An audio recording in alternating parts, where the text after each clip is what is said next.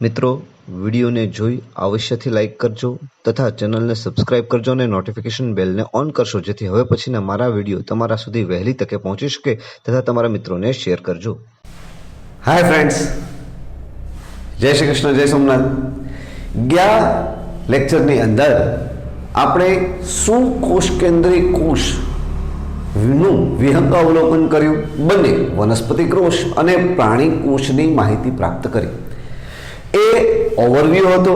ત્યારબાદ આપણે હવે આ સુકોષ કેન્દ્રી કોષોમાં જોવા મળતી અંગિકાઓ વિશે વ્યક્તિગત અભ્યાસ કરીશું. મતલબ કે દરેક અંગિકાને આપણે એક પછી એક સારી રીતે આપણા ધોરણ પ્રમાણે સમજવાનો પ્રયત્ન કરીશું. મિત્રો, એમાં સૌથી પહેલો વાત છે કોષરસ પટલ.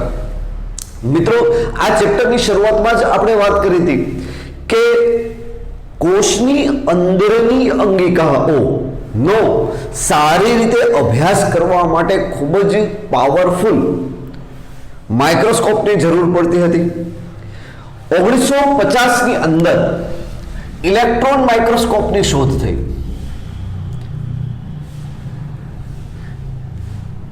માઇક્રોસ્કોપની શોધ થઈ. હવે આ શોધ બાદ આની ચર્ચા છે એ આપણે થોડી વાત આ ચેપ્ટરની શરૂઆતમાં કરેલી છે. તો આ ઇલેક્ટ્રોન માઇક્રોસ્કોપની શોધ બાદ ખાસ કરીને કોષની અંદરની અંગિકાઓ, એમાં પણ આપણે પ્રથમ વાત કરીએ છીએ કોષરસ પટલ, સેલ મેમ્બ્રેનનો સારી રીતે અભ્યાસ શક્ય બન્યો. અભ્યાસના પ્રથમ ચરણમાં એવું ખબર પડી કે જે કોષરસ પટલ છે, કોષરસ પટલ એ લિપિડનો બનેલો છે. લિપિડનો બનેલો છે. એમાં પણ લિપિડની અંદર એક એનો જે ઉપરનો શીર્ષ ભાગ અને એમાંથી ઉદ્ભવતી પૂંછડી જેવો ભાગ જોવા મળ્યો. અભ્યાસની અંદર આગળ ખબર પડી કે, અને ત્યારબાદ એવું પણ ઓળખવામાં આવ્યું કે ઉપરનો જે મોટો ભાગ છે એને શીર્ષ તરીકે ઓળખવામાં આવ્યો અને પાછળનો ભાગ છે એને પૂંછડી તરીકે ઓળખવામાં આવ્યો. શીર્ષ છે એ ધ્રુવીય હતું. શીર્ષ છે એ ધ્રુવીય હતું, મતલબ એ પાણી પ્રત્યે આકર્ષણ, એની અંદર રહેલા જે અણુઓ છે એ વીજભારિત હતા. મતલબ એને આપણે જલાનુરાગી તરીકે ઓળખીશું, કારણ કે પાણીની અંદર એવા જ અણુઓ દ્રાવ્ય થઈ શકે કે જે વીજભાર ધરાવતા હોય. વીજભાર રહિત ઘટકો પાણીની અંદર દ્રાવ્ય થઈ શકતા નથી અથવા તો પાણી સાથે જોડાઈ શકતા નથી. એનું કારણ પાણીની પોતાની ધ્રુવીય પ્રકૃતિ છે. પાણી પોતે H2O, એમાં પાણી પોતે ધ્રુવીય પ્રકૃતિ ધરાવે છે. જો આપણે H2O ની વાત કરીએ તો H2O છે એમાં ઓક્સિજન અને હાઇડ્રોજન આવી રીતે તમને જોવા મળે. પાણી છે એમાં ઓક્સિજન છે એ આંશિક ઋણ વીજભાર ધરાવે છે, જ્યારે હાઇડ્રોજન છે એ આંશિક ધન વીજભાર ધરાવે છે. એટલે પાણી પોતે કેવું છે? ધ્રુવીય પ્રકૃતિ ધરાવે છે.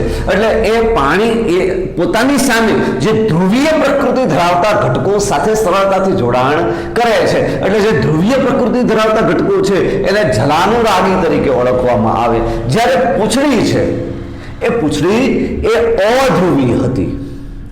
અધ્રુવીય હતી એનો અર્થ એ થયો કે એ જલાનુરાગી નહોતી. જે ઘટકો જલાનુરાગી નથી હોતા એને જલવિતરાગી તરીકે ઓળખવામાં આવે છે. એને જલવિતરાગી તરીકે ઓળખવામાં આવે છે. અહીંયા જે પૂંછડી છે એ સંતૃપ્ત હાઇડ્રોકાર્બન્સથી બનેલી હોય છે. અને જલીય પર્યાવરણથી, તમારા ટેક્સ્ટબુકની અંદર એવું લખેલું છે કે સંતૃપ્ત હાઇડ્રોકાર્બનની બનેલી આ પૂંછડી એ જલીય પર્યાવરણથી અથવા તો જલકૃત પર્યાવરણથી રક્ષિત રહે છે. એનો અર્થ શું? તો કે પૂંછડીની અંદર જે લિપિડના બંધારણમાં રહેલી જે કાર્બન શૃંખલા છે, ખાસ પોઈન્ટ આપજો, આપણે આગળ અભ્યાસ કરીશું બાયોમોલેક્યુલ્સની અંદર કે જે રસાયણશાસ્ત્રની અંદર કે લિપિડના બંધારણમાં કાર્બન હાઇડ્રોકાર્બનની બનેલી શૃંખલાઓ છે. હવે જો આ હાઇડ્રોકાર્બનની બનેલી શૃંખલાઓમાં કાર્બન કાર્બન વચ્ચે ઓલવેઝ તમને સિંગલ બોન્ડ જોવા મળે તો એ સંતૃપ્ત હાઇડ્રોકાર્બન કહી શકાય. કારણ કે અહીંયા હવે કાર્બન બીજા કોઈ વધારાના ઘટક સાથે જોડાઈ શકવા સક્ષમ નથી. પરંતુ જો આ કાર્બન વચ્ચે ક્યાંય તમને ડબલ બોન્ડ જોવા મળે, બરાબર, તો આ જો કાર્બન વચ્ચે ડબલ બોન્ડ જોવા મળે છે તો એ તમે ગરમીની મદદથી એ ડબલ બોન્ડ તોડી અને યોગશીલ પ્રક્રિયા વડે બહારના કોઈ પણ કેમિકલને ઉમેરવા સક્ષમ છો. આ ઘટના આ પ્રકારના એટલે કે ડબલ બોન્ડ ધરાવતા હાઇડ્રોકાર્બન્સ છે એને અસંતૃપ્ત હાઇડ્રોકાર્બન કહેવાય. Double bond or triple bond, એક કે એકથી વધુ ડબલ બોન્ડ ધરાવતા હોય તો એ અસંતૃપ્ત હાઇડ્રોકાર્બન તરીકે ઓળખવામાં આવે છે. પરંતુ અહીંયા પૂંછડીની અંદર જે હાઇડ્રોકાર્બન છે એ બધા કેવા છે? સંતૃપ્ત છે. અહીંયા આપણે એમ કહી શકશું કે સંતૃપ્ત હાઇડ્રોકાર્બન ધરાવે છે. સંતૃપ્ત હાઇડ્રોકાર્બન જોવા મળે છે જે શું છે તો કે જલકૃત પર્યાવરણથી રક્ષિત છે. જલકૃત પર્યાવરણથી રક્ષિત રહે છે. મતલબ એની સાથે બીજા કોઈ ઘટક છે એ જોડાતા નથી. મોટા ભાગે કોષરસ પટલની અંદર જોવા મળતા લિપિડ એ ફોસ્ફોલિપિડ સ્વરૂપે જોવા મળે છે. હવે અહીંયા આપણને એમ થાય કે ફોસ્ફોલિપિડ એટલે શું? કોષરસ પટલમાં જોવા મળતા લિપિડ છે એ કયા સ્વરૂપે જોવા મળે છે તો કે એ ફોસ્ફોલિપિડ સ્વરૂપે જોવા મળે છે. ફોસ્ફોલિપિડ, અહીંયા લિપિડની સાથે ફોસ્ફેટ જોડાયેલો છે. H3PO4 ફોસ્ફેટ જે ગ્રુપ છે એ લિપિડ સાથે જોડાય અને ફોસ્ફોલિપિડ જોવા મળે છે. એટલે મોટા ભાગે આપણે એમ કહી શકીએ કે તે ફોસ્ફોલિપિડ સ્વરૂપે જોવા મળે છે. ત્યારબાદ જેમ જેમ આગળ રિસર્ચ થતું ગયું ત્યારે તેમ એવું પણ ખબર પડી કે કોષરસની અંદર માત્ર કોષરસ પટલની અંદર માત્ર લિપિડ ન હોતા તેમાં પ્રોટીન અને કાર્બોહાઈડ્રેટ પણ છે, એટલે કે કાર્બોદિત ઘટકો પણ છે. એટલે આપણે એમ કહી શકીએ ત્યારબાદ આગળ રિસર્ચમાં ખબર પડી કે લિપિડ ઉપરાંત એમાં પ્રોટીન પણ રહેલો હોય છે. પ્રોટીન મોલેક્યુલ્સ પણ જોવા મળે છે. હવે મુખ્યત્વે પ્રોટીન, જે કાર્બોદિતની વાત કરી, કાર્બોદિતની માત્રા પ્રમાણમાં ઘણી બધી ઓછી હોય છે. કેટલાક ખનિજ આયનો પણ ઘણી વખત જોવા મળે છે. હા, આપણે એવી વાત કરીશું કે આ લિપિડ અને પ્રોટીન છે એ વધુ પ્રમાણમાં કોષરસ પટલની અંદર જોવા મળે છે. પરંતુ બધા જ કોષોમાં અથવા તો દરેક કોષ પ્રમાણે એનું પ્રમાણ છે એ જુદું જુદું હોય છે. આપણે એમ કહી શકીએ કે જુદા જુદા કોષોમાં પ્રમાણ છે એ કેવું છે? જુદું છે. આપણે યાદ રાખશું કે જે માનવ રક્તકણ છે, રક્તકણ જેને RBC રેડ બ્લડ સેલ્સ તરીકે ઓળખવામાં આવે છે, રક્તકણ, રુધિરનો લાલ રંગ આ રક્તકણને આભારી છે. માનવ રક્તકણમાં આ ઘટકોનું પ્રમાણ જો વાત કરીએ ને તો 52% છે એ પ્રોટીન છે, જ્યારે લગભગ 40%ની આસપાસ છે એ લિપિડ રહેલો હોય છે. આગળ ચર્ચા કરીએ કોષરસ પટલ એ છે શું? તો કે કોષરસ પટલમાં રહેલા જે આ પ્રોટીન છે એમાં એ કેવી રીતે ગોઠવાયેલા છે, એની ગોઠવણી કેવી છે, શું એને સરળતાથી દૂર કરી શકાય છે કે નથી કરી શકાતા, એ માપદંડને આધારે પ્રોટીનને વળી પાછા બે ભાગમાં વહેંચવામાં આવે છે. એક એવા પ્રોટીન કે જે માત્ર સરફેસ એટલે કે ઉપર છલની સપાટી પર ગોઠવાયેલા હોય છે. હવે આ જે પ્રોટીન છે એને સરળતાથી તમે રિમૂવ કરી શકો છો, દૂર કરી શકો છો. તો આવા પ્રોટીનને બહિર્ગત પ્રોટીન તરીકે ઓળખવામાં આવે છે. જ્યારે કેટલાક પ્રોટીન છે એ જે લિપિડના દ્વિસ્તરીય પડ છે એમાં ઊંડે સુધી ખૂંપેલા હોય છે. તો આવા પ્રોટીનને અંતર્ગત પ્રોટીન તરીકે ઓળખવામાં આવે છે. ફરી પછી વાત કરી દઉં છું. આ અંતર્ગત પ્રોટીન છે એ પ્રોટીન બંધારણમાં ખૂબ જ અંદર સુધી પટલના બંધારણમાં ખૂબ જ અંદર સુધી ખૂંપેલા હોય છે, જે કોષરસ પટલની આરપાર વહનમાં મદદરૂપ થાય છે, જેથી તેને વાહક પ્રોટીન તરીકે પણ ઓળખવામાં આવે છે. જો થોડીક આગળ ચર્ચા કરીને તમને કહું તો સૌપ્રથમ કોષરસ પટલનું બંધારણ કેવું હશે એની ચર્ચા પ્રથમ રોબર્ટસન નામના વૈજ્ઞાનિકે કરી.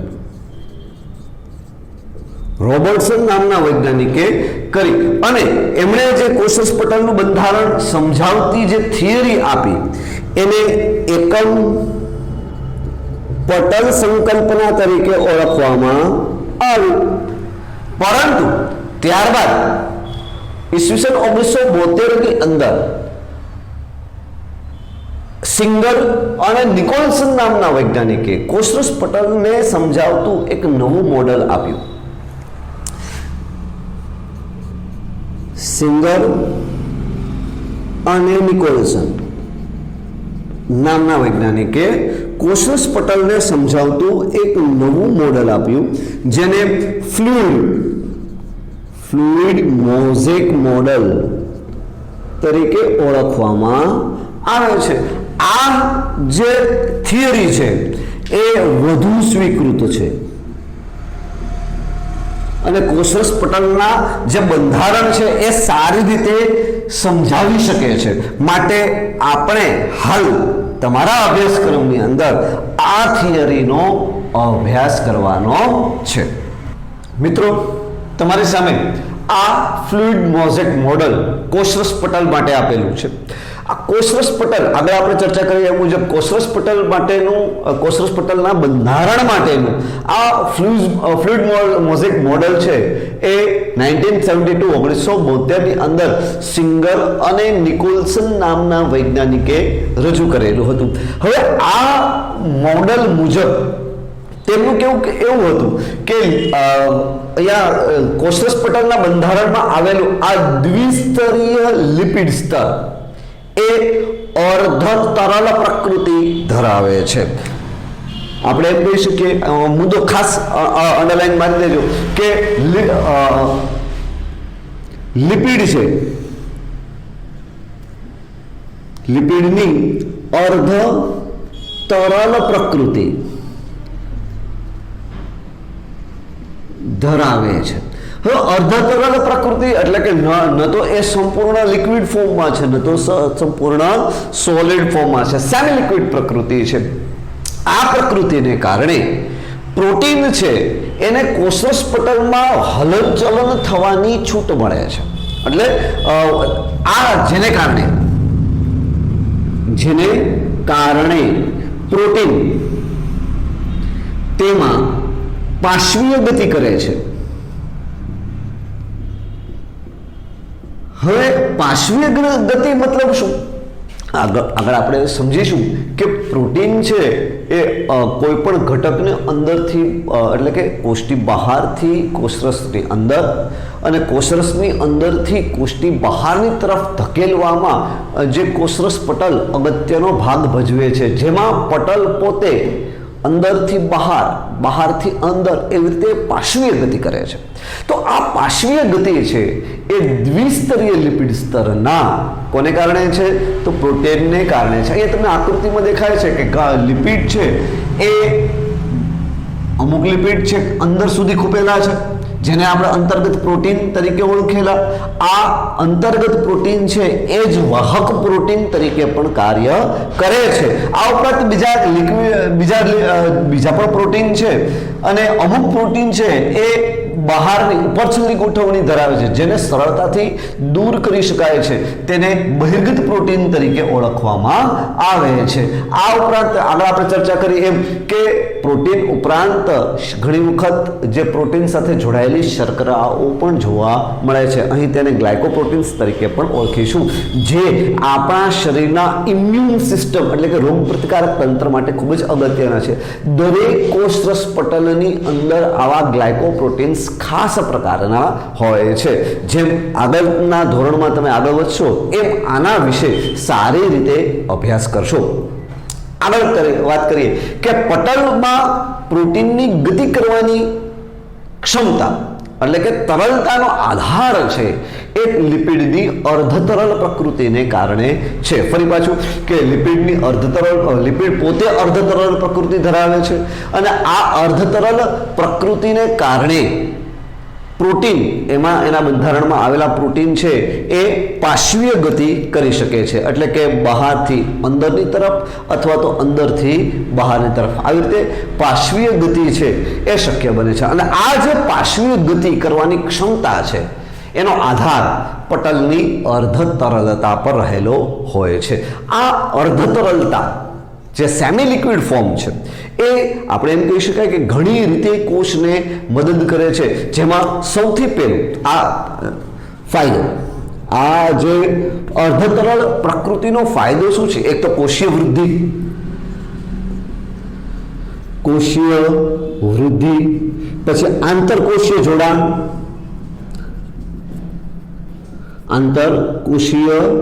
જોડાણ, આ ઉપરાંત કોઈ પણ ઘટકનો કોષની બહાર જો સ્ત્રાવ કરવો હોય, અથવા તો કોઈ પણ ઘટકને બહારથી અંદરની તરફ લેવું હોય, અહીંયા એના માટે શબ્દ વાપરશું આપણે અંતઃભક્ષણ. તો આ બધી ક્રિયાઓ છે એ જે લિપિડ છે એ લિપિડની અર્ધતરલ પ્રવૃત્તિને કારણે સરળતાથી શક્ય બને છે. હવે મિત્રો આ કોષરસ પટલના કાર્યની વાત કરીએ.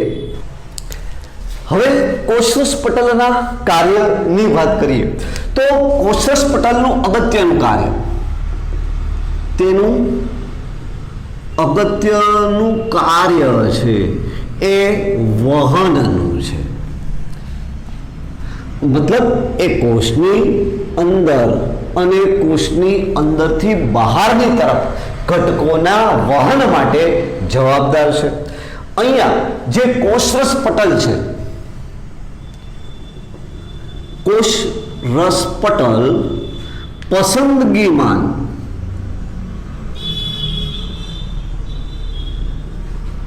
પટલ અથવા તો પ્રસંગીમાન પ્રવેશશીલ પટલ તરીકે વર્તે છે. મતલબ શું? તો કે આપણે સમજીએ, પટલ કોઈ પણ પટલ ત્રણ પ્રકારના હોય છે. એક તો કે પ્રવેશશીલ પટલ, પસંદગીમાન પ્રવેશશીલ પટલ અને અર્ધ પ્રવેશશીલ પટલ. સૌથી પહેલા આપણે વાત કરીએ છીએ પ્રવેશશીલ પટલની. પ્રવેશશીલ પટલ એટલે શું? તો કે એવું પટલ કે જે દ્રાવણની અંદર રહેલા દ્રાવક અને દ્રાવ્ય એ બંનેના વહન કરાવે એવાને પ્રવેશશીલ પટલ તરીકે ઓળખવામાં આવે છે. અર્ધ પ્રવેશશીલ પટલ એટલે શું? અર્ધ પ્રવેશશીલ પટલ. હવે આ અર્ધ પ્રવેશશીલ પટલ છે એ દ્રાવકનું વહન કરાવશે, દ્રાવ્યનું વહન કરાવશે નહીં. તો આવા પટલને અર્ધ પ્રવેશશીલ પટલ તરીકે ઓળખવામાં આવે. અને ત્રીજું છે પસંદગીમાન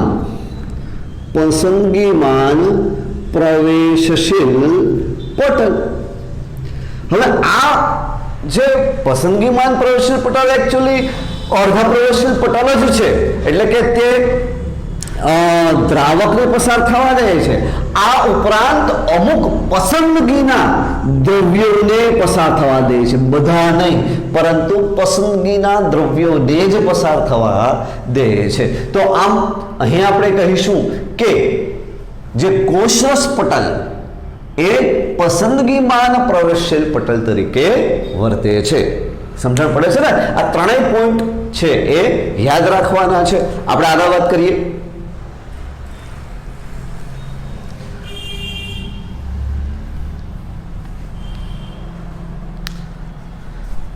હા, હવે આ આગળ વાત કરતા હતા કે કોષરસ પટલ એ પસંદગીમાન પ્રવેશશીલ પટલ તરીકે વર્તે છે. એટલે એનો મતલબ એ કે આ દાખલા તરીકે કોષરસ પટલ છે તો અમુક ઘટકોને એ અંદરથી બહાર થવા દેતો હશે અથવા તો બહારથી અંદર થવા દેતો હશે. તો હવે આ જે વહન છે કોષરસ પટલ દ્વારા થતું વહન ને આપણે બે રીતે વિભાજિત કરી શકાય.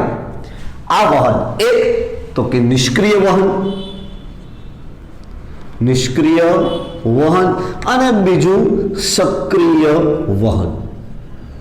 હવે આ નિષ્ક્રિય અને સક્રિય વહન એટલે શું? તો કે અહીંયા જે મુખ્યત્વે ડિફરન્શિએટ પાડ્યો છે એ ઉર્જાનો ઉપયોગ થાય છે કે નથી થતો. જો જે પ્રકારના વહનમાં કોઈ પણ પ્રકારની ચયાપચય સ્વરૂપની ઉર્જાનો ઉપયોગ ન થતો હોય તો એ પ્રકારના વહનને નિષ્ક્રિય વહન કહેવાય, અને જો ચયાપચય સ્વરૂપે ઉર્જાનો ઉપયોગ થતો હોય તો એને સક્રિય વહન કહેવાય. નિષ્ક્રિય વહન છે એના વળી પાછા બે પ્રકાર છે. એક તો કે પ્રસરણ અને બીજું છે સાનુકૂલિત પ્રસરણ.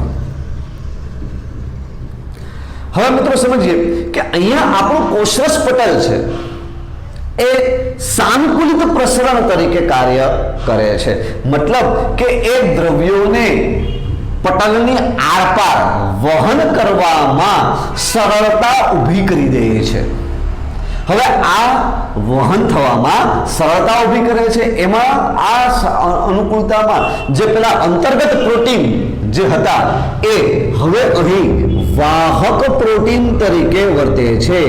આ અંતર્ગત પ્રોટીન છે એ હવે વાહક પ્રોટીન તરીકે પણ વર્તે છે. એટલે કે ઘટકોને બહારથી અંદર કે અંદરથી બહારની તરફ વહન કરાવવામાં એ ખૂબ જ મદદ કરે છે. હવે જો આ પ્રકારના વહનમાં આપણે સાનુકૂલિત પ્રસરણ છે તો સાનુકૂલિત પ્રસરણમાં એકચ્યુઅલી થતું શું હશે? તો સાનુકૂલિત પ્રસરણમાં મુખ્યત્વે વધુ સાંદ્રતા અથવા તો વધુ સંકેન્દ્રણ ધરાવતા વિસ્તારથી વધુ સાંદ્રતા અથવા તો વધુ સંકેન્દ્રણ ધરાવતા વિસ્તારથી ઓછા સંકેન્દ્રણ ધરાવતા વિસ્તાર, ઓછી સાંદ્રતા, વધુ સાંદ્રતાથી ઓછી સાંદ્રતા અથવા વધુ સંકેન્દ્રણ ધરાવતા વિસ્તારથી ઓછા સંકેન્દ્રણ ધરાવતા વિસ્તાર તરફનું આ વહન કહે છે. હવે અહીંયા જે વહન છે અહીંયા વધુ સંકેન્દ્રણતા છે, આ તરફ ઓછી સંકેન્દ્રણતા છે. હવે અહીંયાથી આ તરફ વહન થાય છે એટલે આપણે એમ કહી શકીએ કે આ ઢોળાંશની દિશામાં વહન થાય છે. અને આજે આપણે દોરેલો છે એને આપણે સંકેન્દ્રણ ઢોળાંશ કહીશું. હવે આ સંકેન્દ્રણ ઢોળાંશની દિશામાં વહન થાય છે.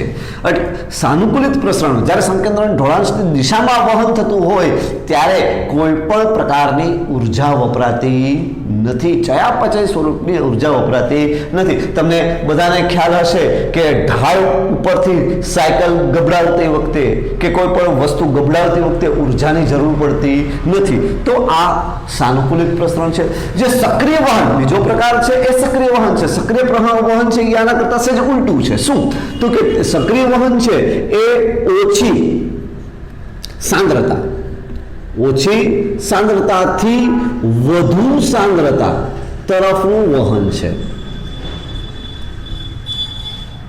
એનાથી બીજા શબ્દોમાં કહીએ કે ઓછા સંકેન્દ્રણ ધરાવતા વિસ્તારથી વધુ સંકેન્દ્રણ ધરાવતા વિસ્તાર તરફનું એ વહન છે. તો બીજા શબ્દોમાં આપણે એમ પણ કહી શકીએ કે હવે આ જે વહન છે અહીંયા ઓછી સાંદ્રતા છે, અહીં વધુ સાંદ્રતા છે અને આમ થશે, આ તરફ વહન છે, એટલે આપણે એમ કહી શકીએ કે આ છે એ ઢોળાંશની વિરુદ્ધ દિશામાં વહન થાય છે. સંકેન્દ્રણ ઢોળાંશ છે ની વિરુદ્ધ દિશામાં વહન થાય છે. હવે જો સંકેન્દ્રણ ઢોળાંશની વિરુદ્ધ દિશામાં વહન થતું હોય તો એટીપી સ્વરૂપે ચયાપચય ઉર્જા વપરાય છે. અહીંયા કોઈ પણ પ્રકારની ઉર્જા વપરાતી નથી. સામાન્ય રીતે કોષરસ પટલમાંથી જે સોડિયમ પોટેશિયમ પંપ છે, સોડિયમ આયન અને પોટેશિયમ આયનનો પંપ છે, એ આ પ્રકારે સંકેન્દ્રણ ઢોળાંશની વિરુદ્ધ દિશામાં વહન કરવા માટે જવાબદાર છે. મિત્રો, આ વાત હતી કોષરસ પટલની. ખૂબ સારી રીતે ફરી પાછું નજર ફેરવજો, ન ખબર પડે એક વખત રિવાઇન્ડ કરી અને ફરી પાછું જોઈ લેજો. અને આકૃતિ પર ખાસ ધ્યાન આપવાનું છે, આકૃતિના નામકરણો પર ધ્યાન આપવાનું છે. ન ખબર પડે તો કમેન્ટ કરજો, હું બને ત્યાં સુધી જવાબ આપવાનો પ્રયત્ન કરું છું. મિત્રો, તમારામાંથી ઘણા નીટને લગતા પ્રશ્નોત્તરી પૂછે છે, તો બને ત્યાં સુધી આપણે જ્યારે પણ થિયરી લઈએ છીએ, થિયરીની અંદર નીટના પ્રશ્નોને અને નીટની બાબતોને સાંકળવાનો પ્રયત્ન કરીએ છીએ. જુઓ મિત્રો, નીટ એ પર્ટિક્યુલર કોઈ એક સીધા એમસીક્યુ કરાવતા નથી. તમારી જ્યારે તમે થિયરી ભણો છો, એ થિયરીને તમે ખૂબ સારી રીતે ભણો, સારી રીતે પચાવો, ઓટોમેટિક નીટની પ્રિપરેશન થાય છે. બરાબર? તો હવે પછી તમે ખાસ ધ્યાન આપજો. હા, આને લગતા એમસીક્યુ ન ખબર પડે તો નો ડાઉટ તમે મને પૂછી શકો છો. બરાબર મિત્રો, અહીં સુધી